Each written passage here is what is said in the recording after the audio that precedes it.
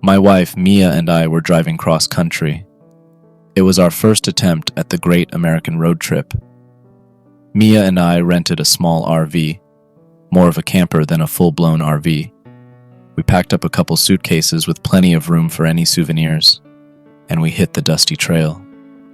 We started our journey on the Mother Road, Route 66, driving south from Chicago until we connected to I-70 and shot straight west through Missouri. The goal was to see those parts of the country we had never seen before, stopping anywhere that seemed interesting. From the plains of Kansas, up through the Badlands of Wyoming and South Dakota. In Missouri, we saw the world's largest cap gun. In Kansas, we visited the Evel Knievel Museum and the world's largest belt buckle. We love all those kitschy tourist trap places. Eventually, we made it to Colorado, and after a few hours more of driving through amber waves of grain, we saw them, the Rocky Mountains. We made an exit and headed north through the winding mountain highways. The Rockies were gorgeous, snow-capped in the middle of summer. Some of the peaks pierced through the white fluffy clouds. We saw a sign that read, "Traffic Tunnel 3 miles." A little further and sure enough, there it was, a large tunnel bored directly through the mountain in front of us. A large sign read, "Pike Tunnel, longest traffic tunnel in the nation. Please turn your headlights on now." "How long is it?" asked Mia. "That's what she said," I quipped. But she was right. There was no information beyond the detail that this was the longest tunnel in the nation. "Can't be more than a mile or two," I said as I watched the little white car ahead of us slip into the darkness. A moment later, we joined it. The tunnel was lit by fluorescence that gave everything a greenish-yellow tinge. On the left-hand side was a raised walkway behind a railing for maintenance access. Initially, I was struck by the incredible amount of work that went into the construction of this man-made marvel. "We're under 1,000,000 tons of Rocky Mountain right now," I said. "How many years before this caves in?" Mia responded. I shot her a look. "Let's save the cave-in talk until we're out on the other side." "I'm just saying, nature will take this back eventually," she continued. I scanned the empty road ahead of us. "Where did the other car go?" I asked. We were now alone in the tunnel, no cars ahead of us, nor behind us. "Huh, they must have sped off ahead. Maybe they're scared of a cave-in." My Spotify playlist had stopped playing. Mia looked at the phone. No cell service.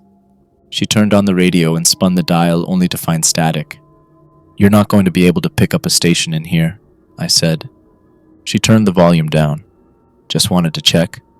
If only we had some CDs. This tunnel really keeps going." "I would have thought we'd be through it by now," I replied. I looked at the RV's odometer. 45,600 miles. I picked up speed. I wanted to try and catch up to the little white car. Up until this point, the tunnel was a straight shot, but now the tunnel started to curve to the right. It may have been my imagination, but it also felt as though we were descending. Mia felt it too, and she started to get antsy. "Where did that other car go? How long is this tunnel?" There was an urgency in her voice. I was getting nervous. Claustrophobia was not usually a problem for me, but when I looked down at the odometer and I saw that it had gone up by 3 miles, my mind began to wander to unsettling places. We were descending in altitude. I could feel it. I could see a slope in the lights on the ceiling and the railing of the maintenance walkway. I could feel a pressure in my head, and I was getting cold. "Could you grab me a Coke from the back, Mia?" I couldn't have Mia getting anxious. That would only start a chain reaction and make me freak out, which would then make her freak out. She unbuckled and ducked into the back of the RV to where we had a cooler stocked with drinks and food. Just as she stepped into the back, I saw something. There, standing on the side of the road, was a man wearing a reflective safety vest and a hard hat. He was waving to me as I passed him by. Something about him looked strange. I watched him in the side view mirror as we passed, and he was still watching the RV, still waving at the back of our vehicle as he faded into the distance.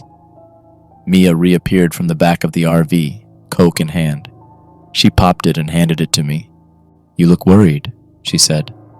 "I'm fine. I smiled and took a sip of the Coke. Eric, slow down. I slammed on the brakes as I saw what made Mia scream. In the road in front of us was a roadblock. 2 reflective traffic sawhorses blocked both lanes of the tunnel. Beyond the roadblock, the lights of the tunnel were dark. There was nothing but a void of blackness. Standing in front of the roadblock was another man wearing a reflective vest and a hard hat. Only this time, his hard hat had a light on top which obscured his face. We came to a jolting stop. I turned to Mia. "Are you okay?" I asked. "I'm fine," she replied. "It's a cave-in, isn't it?" God, I hope not. I rolled down the window, leaned out, and yelled to the man in the hard hat. "Hey, what's going on?" The man was about 5 yards away.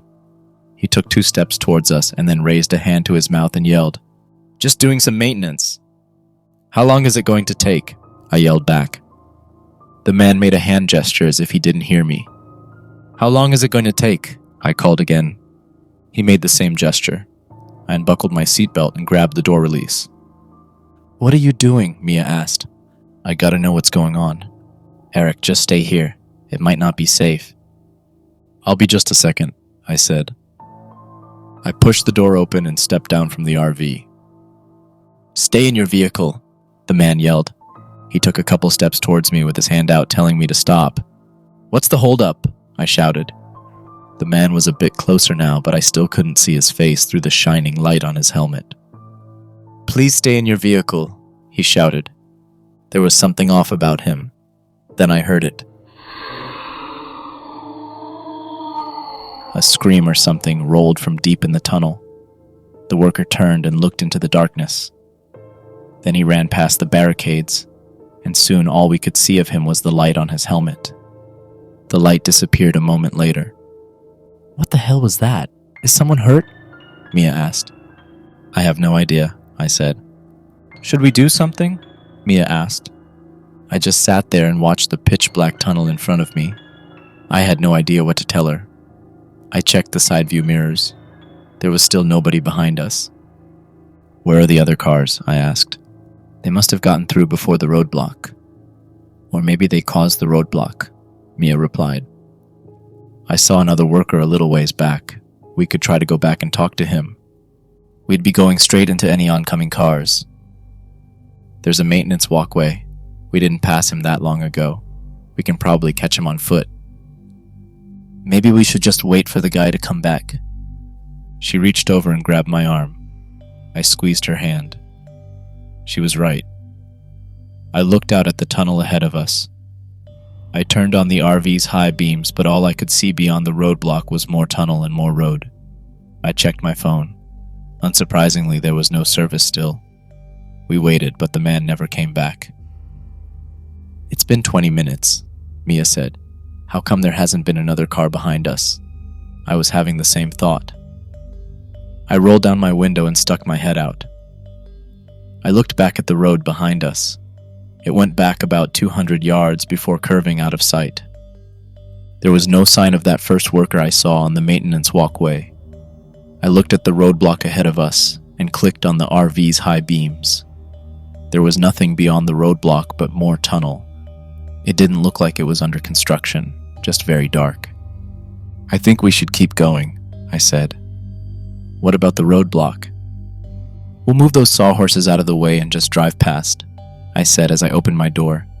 Mia looked at me, then she cast her eyes to the dark tunnel ahead of us. I knew she was processing the same limited options that I was. Driving backwards would be a huge risk in the instance of another car finally coming along. Getting out and walking would take God knows how long. We could have driven 10 miles at this point. Forward was our best option.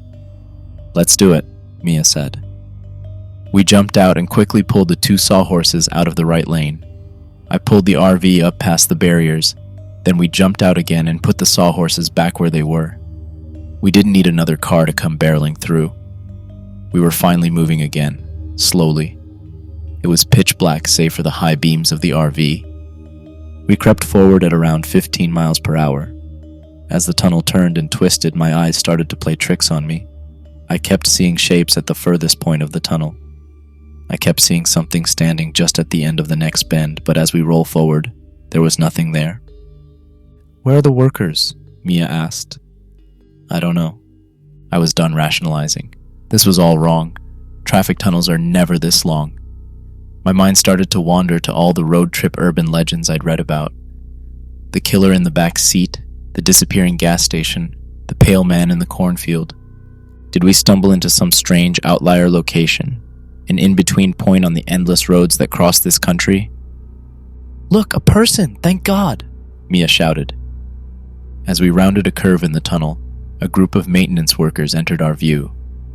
The three of them stood on the left side of the road behind two more sawhorses topped with flashing lights. Two of them faced towards us. The third was facing the other two. The one with his back to us wore a light on his hard hat. Was this the same guy we saw earlier? How did he get this far away? I approached slowly and rolled down the window. Hey, you left us waiting back there, I yelled. There was no response. In fact, all three men were completely silent, and it was hard to tell in the flashing light of the sawhorses, but they looked to be standing completely still. Hello, I yelled again. I pushed open my door and stepped out onto the pavement. Eric, wait. I held up a finger to Mia. Just a second. I slowly stepped towards the three men. Hello? No response. What the fuck? The bright lights of the sawhorses obscured their faces. I kept moving closer. Hey, what's going on? Then I saw it. Their faces. They were plastic. In front of me stood three mannequins. I backed away toward the RV, then I turned and walked hurriedly to the vehicle.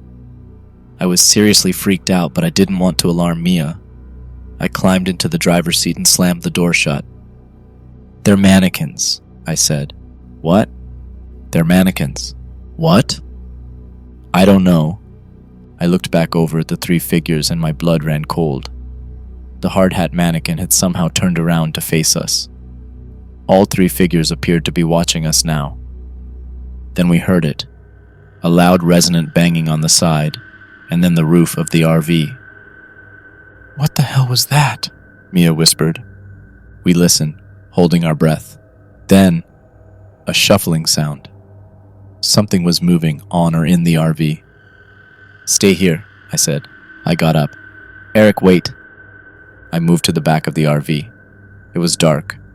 I went for a drawer in the kitchenette space and pulled out a flashlight. I moved to the rear of the RV, the bedroom. My flashlight illuminated an empty room. Whoever's back here, I have a gun. A shitty bluff. But I didn't see anything.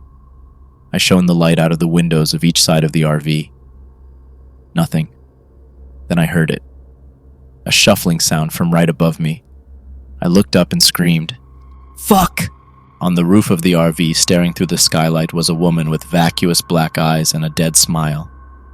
Her stringy black hair dangled down towards me, casting a black shadow across her horrible pale face.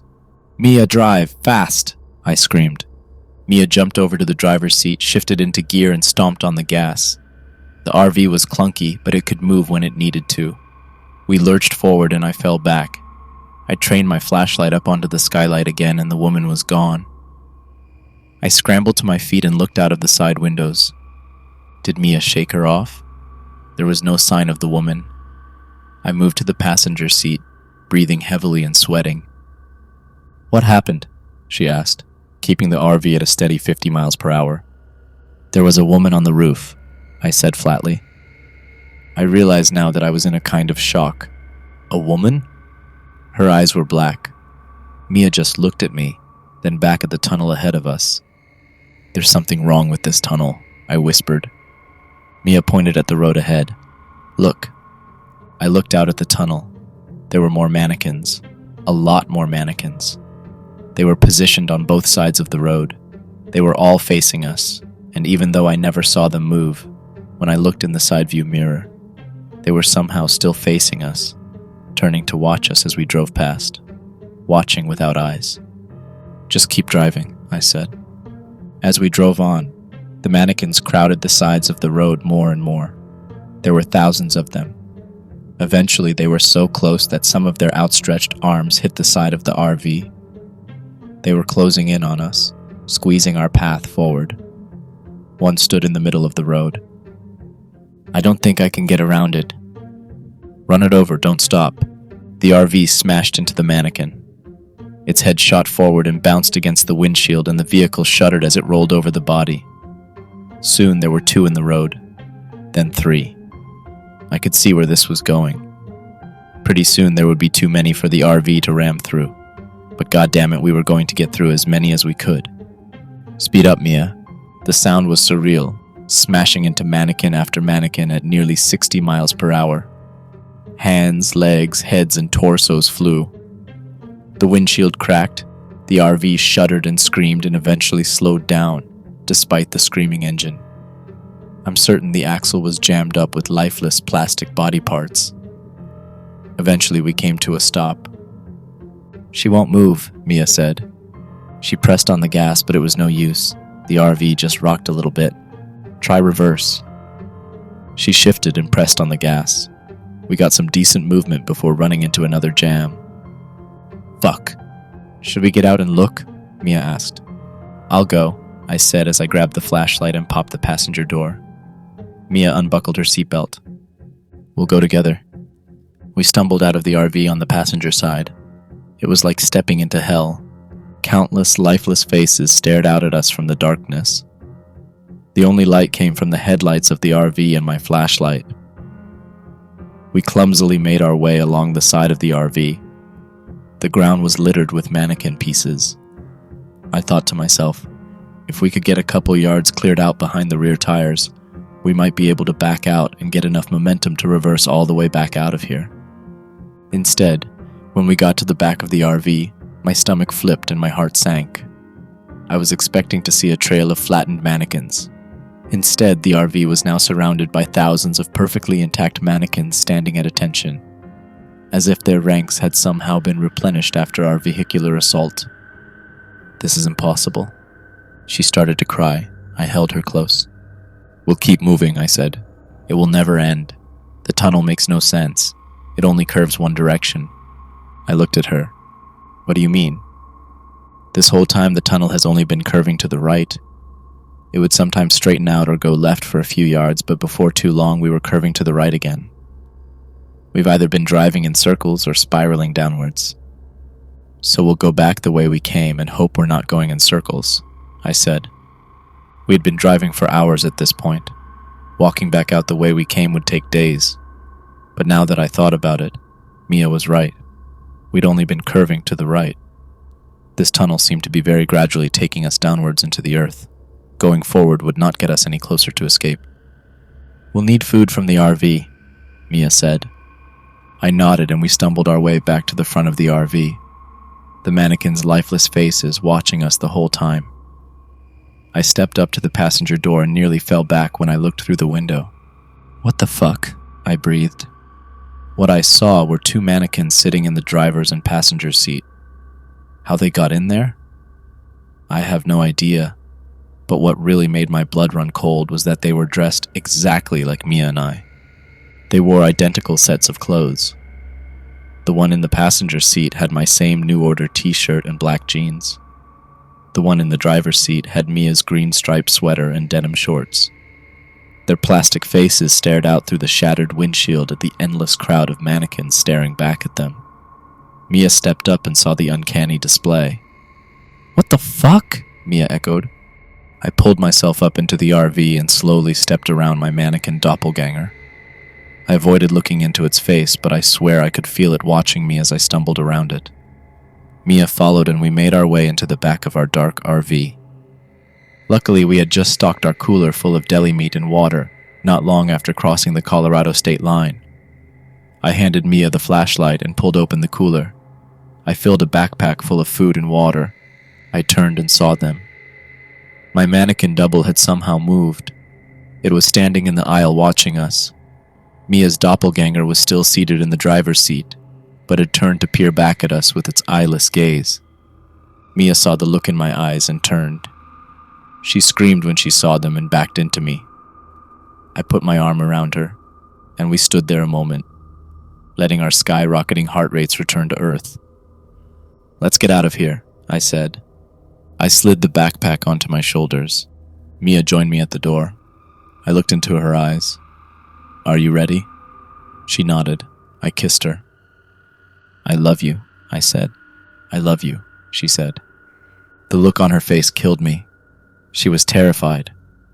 I'm sure the look on my face was similar. I opened the door and we stepped out. We again stumbled to the back of the RV. Once we were clear of the RV and all the crushed mannequin body parts, it became easier to find footing, though weaving through an endless crowd of lifeless people was a slow process. It was pitch black. Without the flashlight, we wouldn't be able to see a foot in front of us. As I walked, the beam of light created the illusion of movement in the crowd. At least I hoped it was an illusion. The limbs of the mannequins seemed to stretch and turn, but the only sound was that of Mia and I shuffling our way through the crowded tunnel. Things went on like this for what felt like hours. Mia and I were sweating and aching. I was about to suggest we stop and rest, but then I saw it and I froze. Out in the crowd, beyond rows of blank faces, I saw a pale face, black hair and a dead smile. I saw two vacuous eyes staring right at me. "Mia, do you see her?" I whispered. "See who?" I slowly raised my arm and pointed. It was the woman, or whatever it was, that stared back at me through the skylight on the roof of the RV. "Oh my God," Mia squeaked. I could see now that the pale-faced woman was tall, a few inches taller than the mannequins. As I pointed, she stared back at me with that terrible grin. "What do we do?" Mia whispered. I raised the flashlight and pointed it right at the pale-faced woman. I thought maybe this would scare her off. I was wrong. The light only made her appear more unsettling as she stared back unflinchingly. "What do you want?" I yelled. She only stared back at me. She was as still as the mannequins. "We have to keep going," I whispered. Mia didn't respond. Her body was tense as she held on to me. "We've come this far. We can't turn back again," I continued. I pulled Mia's hand and we continued on our way through the mannequins, keeping the distance between us and her as wide as possible. As we moved past, she kept watching us. Though her movements were imperceptible to us, her eyes never left us. Like one of those portraits whose eyes appear to watch you no matter where you stand. Finally, we got far enough that she was out of sight. But the thought of her being somewhere behind us only unsettled me further, and I quickened our pace. As the hours wore on, there was no sign of the pale-faced woman, and the crowd of mannequins began to thin out. They still populated the tunnel from one end to the other, but there was more space between them, allowing Mia and I to walk more freely. The mannequins on the maintenance walkway on the side of the tunnel seemed to thin out as well, and I decided it would give us a better vantage if we were walking up there. I helped Mia climb up the railing that bordered the walkway, then I climbed up behind her. The walkway was elevated 3 or 4 feet above the roadway.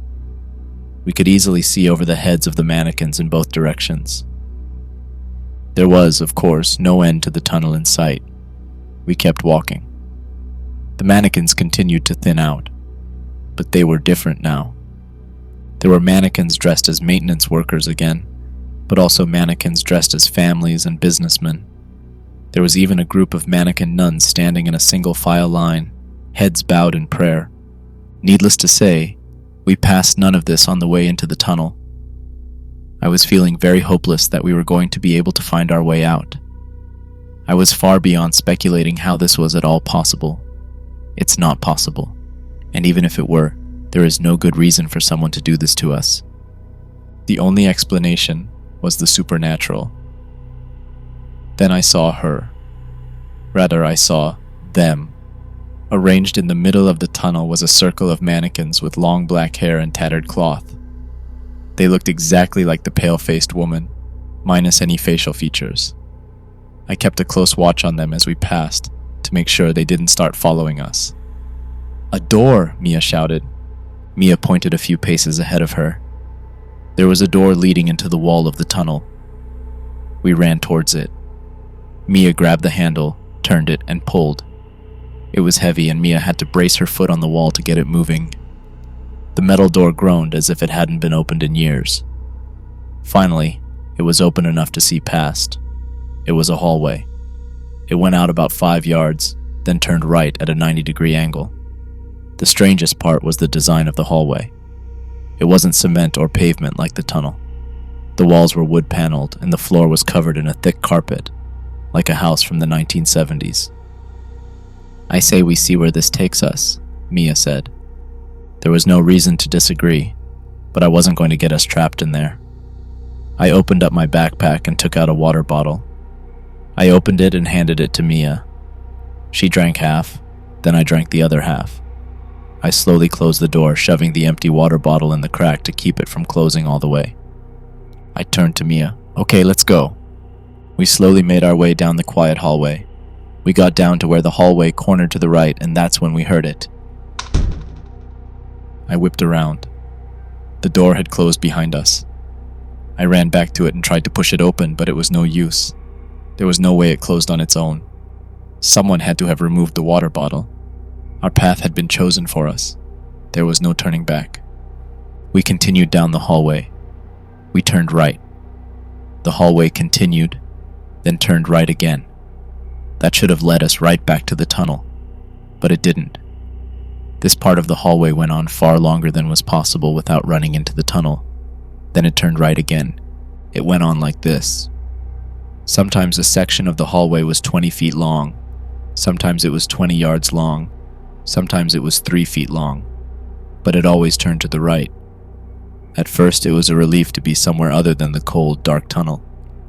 But the hallway very quickly became claustrophobic, and before too long, I heard someone walking behind us. We had stopped to take a break, and I heard a third pair of footsteps on the carpet coming from behind us. I backtracked to the last corner. I was terrified as I slowly peeked around the corner, tense, and waiting to see the vacuous eyes and inky black hair of the pale-faced woman. But there was nothing there. I wasn't about to backtrack any further. "There was no one there," I whispered. Mia slumped against the wall and slid down to the carpet. "I think I need to rest," she said. I put my backpack down on the ground for Mia to use as a pillow. She laid her head down and was passed out in seconds. I had no idea how long we had been walking at this point. I stood leaning against the wall. My body was telling me to rest, but I couldn't risk falling asleep. I had to keep watch. I knew she was following us. I took in the details of the hallway for the first time. The carpet was a dull brown and the walls a cheap wood paneling. The hanging lighting fixtures were shaded by stained glass, something you might see in an old diner. Who built this place? Did someone pick out the carpet and the lighting fixtures? Did a team of workers blast these tunnels into the earth? Or has this place always existed? Was this purgatory? I began to feel dizzy. I was panicking. My heart felt like it was trying to escape my chest. I slumped to the floor and tried to slow my breathing. I closed my eyes. I shot up in a panic. I had fallen asleep while I was meant to be keeping watch. I snapped to my feet and looked around. Mia was still asleep on my backpack. Then I noticed that the hallway had changed. A few paces away, there was now a plain wooden door in the wall. I slowly approached it. I put my ear to the door and I could hear what sounded like TV static and the low murmur of voices. I discreetly grabbed the door handle and turned it slowly. I felt the latch bolt clear and I carefully cracked the door just enough to peek inside. It was dark, so it took a second for me to register what I was seeing. I saw a small boardroom. A long table in the center was surrounded by seated men in suits. At the end of the table stood another man next to an old CRT TV that was playing static. This was the only source of light in the room, and all the men around the table were turned towards the TV. Suddenly, the screen flickered from static to a solid dark background, and some warped New Age-style music began playing. Then the words appeared on the screen that terrified me like nothing else before. In plain text, the words read, "You will lose her." I froze as I knew these words were meant for me. I watched with terror as the men seated around the table slowly turned toward me in unison. They were mannequins. The TV screen then clicked off, and they continued staring at me as I could barely make out their forms through the near-pitch darkness. I quickly pulled the door shut and whipped around to look at Mia. I had a horrible feeling of dread that when I turned around she would be gone, like the message on the TV promised. "Eric, what are you doing?" Mia was leaning up and staring at me. Thank God. There was Mia right where I left her. I pointed at the door and said, "This door appeared and I—" "What door?" she interrupted. I turned and sure enough, the door was now gone. I explained what happened to her, but I left out the message that appeared on the screen. "You will lose her." Those words still burned in my brain. I tried to force them out. We drank water, ate granola, and then got moving again. Hallways, endless hallways. After a couple hours of walking, we started to hear music. There were small speakers in the corners of the ceiling. I recognized it as the same New Age music that played on the TV in the boardroom. The melody drilled into our minds. Combined with the dull aesthetics of the quiet hallways and the endless right turns, the music had a hypnotizing effect. The lengths of the halls became more uniform. That is to say, the straight section of hallway was about 7 paces, then a right turn, then 7 paces and a right turn. "I think we're walking in circles, or a square," Mia said. I looked at her and took out a bottle of water. I peeled off the plastic label and dropped it on the floor. Then we kept walking. 7 paces, right turn. 7 paces, right turn. 7 paces, right turn. And there it was. Mia was right. The label for my water bottle lay in the middle of the hallway. Somehow we had been led into a loop. I lost it. Fuck! I kicked the wall repeatedly and screamed. Mia just leaned her back against the wall. This was our dynamic. If one of us lost it, the other became zen and thought of a solution. More often than not, I was the one to lose it. I finally stopped freaking out. "There has to be a way out. A door," Mia said. "We would have seen it," I replied. "A hidden door," she said. She turned around and ran her hands along the cracks of the wood paneling. "Most likely on the outer wall," she said. She beat her fist on the wall, listening for a change in the sound. I exhaled heavily, sweating and tired, and I started searching the wall as well. We checked the whole first wall, nothing. We checked the second wall, nothing. The third, nothing. The final wall, nothing. I gave up and slumped on the floor. Mia immediately went over to the other side of the hall and started checking the inner wall. "What are you doing? I thought you said it would be on the outer wall," I asked. Then we heard it. Mia beat the wall, and instead of the dead thud, we heard a resonate boom. A door. I shot up and started tapping the wall with Mia until we found where the door ended.